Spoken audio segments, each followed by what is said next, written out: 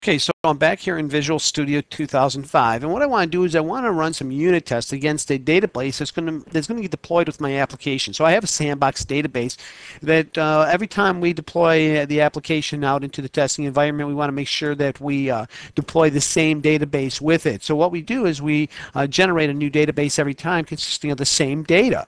So what I want to do is run my unit tests against that database, not against my production database. And how I'm going to do that is I'm going to come over here. I'm actually going to go over here, and I'm actually going to deploy that, and we can see that it's succeeded. Okay, and I'm going to go over here, and I'm actually going to generate a little bit of data real quick to make sure that my sandbox has some data in it. Okay, and once that's taken care of, I actually want to go over here and grab some data that I can consistently use.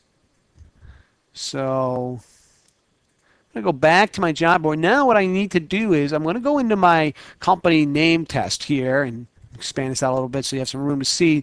And basically what I want to do is I want to make sure that I'm going to always use this company name, and it's a rather long and convoluted name, but use that company name and that company ID. And now I should be able to go out, and every time I run the unit test with the deployed database, because the data should be consistently the same, I should be able to pass my unit test, should pass on a consistent basis. So let's save this. And let me go back to my test manager. And let me actually go out and run my unit test. And you can see it's running, it's in progress, and it has passed because it's actually ran against and looked for that data, and it found that that database had this value for the company ID of 4. So that's it for running the unit testing against my deployed database. To get further information on Visual Studio Team System, you can access the Visual Studio Team System homepage on MSDN. And you can learn more information about how to learn, try, and buy Team System. You can also access one of the many team centers available that are focused on the specific roles or Team Foundation server itself. You can also access the downloads area where you can actually go out and download a 180-day trial of Visual Studio Team Suite, which includes all the roles packaged into one software suite.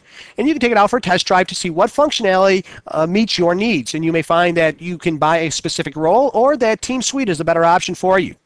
For other information, you can visit TeamSystemRocks.com, where we have, and let's go to the home page, basically Team System news. It's updated daily, so you can get links to a lot of valuable information available on the internet.